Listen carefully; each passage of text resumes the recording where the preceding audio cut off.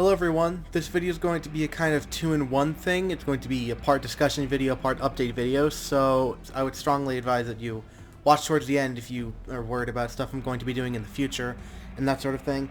But if you're not, I'm going to go ahead and start with what you're probably here for, which is my thoughts on the new killer, the Trickster. So if you guys weren't aware, a new killer got added onto the PTB on Tuesday, the Trickster. He is a K-pop idol who leads a double life as a serial killer, and his power is to throw knives really, really fast. So a lot of people don't like this killer aesthetically because they don't think he fits in with DBD. They don't think a K-pop theme should be in DBD. And I have to be real with you, we have killers in onesies, we have survivors in onesies, we have neon killers, we have edgy killers, we have pyramid head. We have all sorts of mishmashes of different stupid aesthetics. None of them really make sense with each other, and yet they're all in the game. This game stopped being a horror game in 2017. I don't care about the K-pop aesthetic, quote-unquote, not fitting. I think he looks fine. If I had to have a new killer in DVD, my first choice wouldn't have been a K-pop idol moonlighting as a serial killer, but if I had to have that, the Trickster is what I would imagine he'd look like. I think the art team did a very good job with the way the killer looks. So I like the new killer. I like the way he looks. I like that in the actual matches he laughs and giggles and sings and has all this personality and flair that other killers just don't have. And I don't like K-pop at all. I think the industry is disgusting and the music is bland. But holy fuck, his menu theme slaps. Like, you can't even try to convince me otherwise. His menu theme slaps ass, dude. I love his menu music so much. So disregarding the aesthetic, because that's only a small fraction of importance, let's go on to the gameplay. He's fun. I enjoy playing him. I have fun when I'm playing this killer. The problem is, just because he's fun doesn't mean he's good. His power is very straightforward. He whips out knives and he chucks them at survivors. In a lot of ways, he's like Huntress. He pulls out a knife like Huntress does, he throws it like Huntress does, he reloads at lockers like Huntress does. But one crucial difference between Huntress and Trickster is that Trickster has to hit somebody with his knives 8 times before they drop a health state. 8!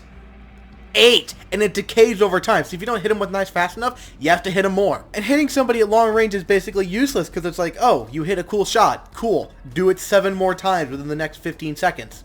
You'd think there'd be some kind of effect, like, oh, maybe if you hit someone from a longer range, the knives do, like, more bonus damage and drop a health state faster. Which, yeah, you can do that if you run an ultra-rare add-on that comes at the cost of your knives doing half their damage if you don't use them at long range. It's just a mess, dude. He's not good for long range. He's meant to be a close-range killer. You're supposed to get in close and walk up and spam knives until the survivor goes down, which I'm fine with. I'm fine with the killer that acts like that. The problem with having him being a close-range killer is that he's 110 and has no bonus mobility.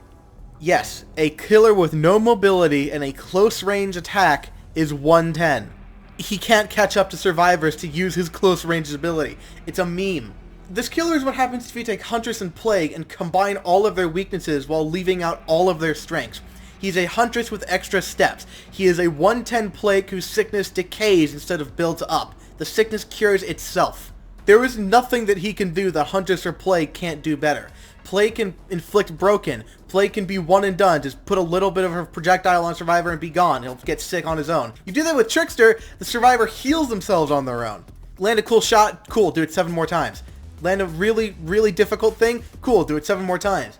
Your power's not really working out for you? Cool, you're 110. Go M1 someone. Have fun, fuckboy. You got your main event ability? Cool, you have like 5 seconds to activate it, and then it only lasts for 10 seconds. You also can't M1, move slower than normal, and cannot interact with objects while you're doing it. You can only throw knives. So he's also like Plague in the sense that he has his own Corrupt Purge, but his Corrupt Purge is just absolutely awful. The killer is extremely weak. He is extremely lackluster. He's not good. Not good. But that's not even the part I hate the most about his power. The part I hate the most about his power is how clearly uninspired it is. The power is so incredibly bland. It is a dumbed down version of Huntress. It is a plaguified Huntress. And when you look at how bland and lazy his power is, that's when you realize this killer is a complete and utter cash grab.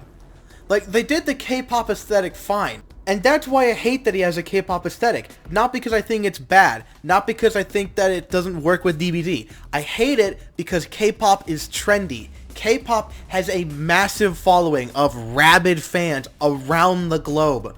K-pop is what is happening. It is popular. So when you combine a trendy, popular aesthetic that is really controversial in Dead by Daylight with a bland, boring, copy-paste fucking power, it becomes very obvious that this killer was made for money. This killer was made to get revenue. They wanted fans to look at this killer and be like, oh my god, K-pop, stand Trickster, And I feel genuinely bad saying that because the art team did do a good job. From an artistic perspective, I respect them for taking a risk this big and trying something new. From an artistic viewpoint, they put a lot of effort into it, and I think they did a really good job.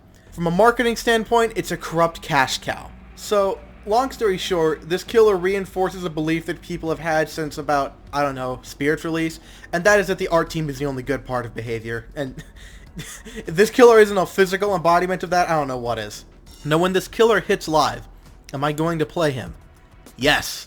A lot.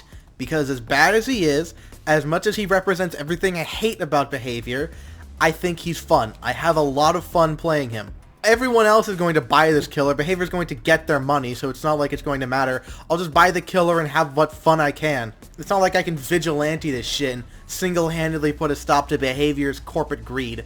I can't do anything. I'm just a cog in the machine, so I might as well try to enjoy it while I can.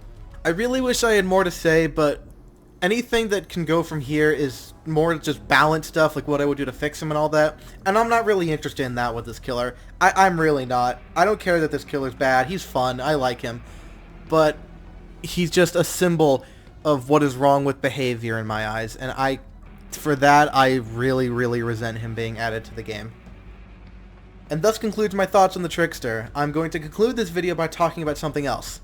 I recently hit 1,000 subscribers. I don't know why I blew up all of a sudden. It's a really strange feeling, but to whoever out there decided to support me by subscribing to my channel, thank you. I really appreciate it. I made this YouTube channel with the intent of putting out content for people to enjoy.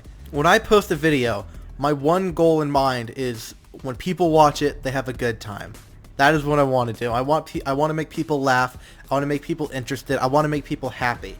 Even if my video does something as simple as take their mind off of something that's bothering them, that's what I'm looking for. And if my videos can do that for you, then I've done my job. And I thank you for coming to my channel and supporting me and helping me do that. Helping me reach out to more people by growing my channel. I want to be able to make people happy.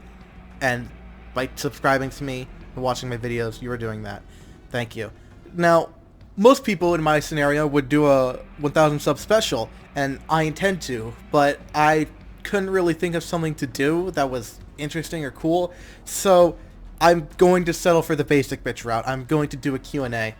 If you want me to answer your question in a Q&A, go ahead and post them in the comment section of this video with some special identification tag, like, I don't know, hashtag Q&A or whatever the fuck, and I will look at the comments every day.